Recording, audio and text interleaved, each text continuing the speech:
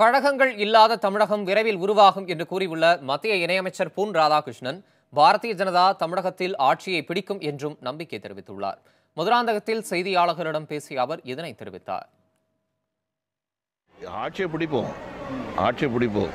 கழகங்கள் இல்லாத தமிழகத்தை இந்த தமிழகம் காணப்போகுது.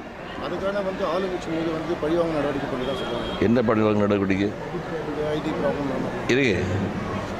ஜெயலலிதா அம்மா செத்து போகணும்னு சொன்னது பிஜேபியா? அவங்களுடைய மரணத்துக்கு பின்னாடி அந்த கட்சி உடைஞ்சு போகணும்னு சொன்னது பிஜேபியா? உடைஞ்ச பின்னாடி ஒருத்தருக்கு ஒருத்தர் மாற்றி மாற்றி குறை சொல்லணும்னு சொன்னது பிஜேபியா? இதெல்லாம் அவங்களுக்குள்ளே பண்ணிக்கிட்ட விஷயம். அதுக்கும் பிஜேபிக்கு எந்த சம்பந்தமும் கிடையாது.